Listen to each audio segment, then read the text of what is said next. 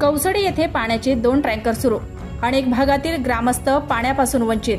पुन्हा 2 टँकर सुरू करून विहिरीमध्ये पाणी सोडण्याची मागणी। जिंतूर तालुक्यातील कौसडी येथे दिनांक 27 एप्रिल पासून जिल्हा प्रशासनाच्या वतीने पाण्याचे 2 टँकर सुरू करण्यात आले आहे। गावची लोकसंख्या अंदाजे 12,000 असून एप्रिल महिन्यापासून गावात तीव्र पाणी टंचाईची परिस्थिती निर्माण झाली आहे। ग्रामस्थांना रोजच्या गरजांसाठी देखील पुरेसे पाणी मिळत नसल्यामुळे अस्वस्थता वाढत आहे। या पार्श्वभूमीवर जिल्हा प्रशासनाने 2 टँकर सुरू केले आहेत।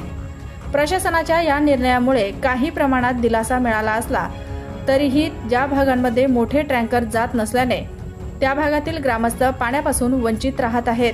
वंचित राहिलेल्या ग्रामस्थांना पाणी मिळावे म्हणून प्रशासनाने 2 छोटे टँकर सुरू करावे किंवा मोठ्या टँकरने पाणी गावातील विहिरीमध्ये सोडावे। पाण्यापासून वंचित राहिलेले ग्रामस्थ विहिरीमधून शेंदून पाणी नेतील। 2 टँकर पुन्हा सुरू करावे किंवा टँकरद्वारे विहिरीमध्ये पाणी सोडावे अशी ग्रामस्थांची मागणी होत आहे। पाणी टंचाईचा प्रश्न कायमस्वरूपी केव्हा मार्गी लागणार? अनेक वर्षापासून कौसडी गावात नळ योजना नाही। सन 2014 ते 2019 पर्यंत उन्हाळ्यामध्ये 16 गावं पाणी पुरवठा मार्फत निवळी धरणाचे पाणी गावातील विहिरीमध्ये सोडण्यात येत होते। मागील 2 वर्षापासून जलजीवन योजनेचे काम गावात सुरू करण्यात आले आहे, परंतु ते काम देखील बोगस झाले व अद्यापपर्यंत पूर्ण झाले नाही।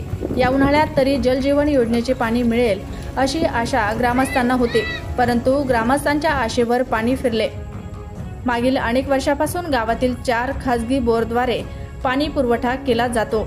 प्रत्येक एका कुटुंबाला 300 रुपये महिना आकारला जातो। ते देखील बोर एप्रिल महिन्यात बंद पडले आहे।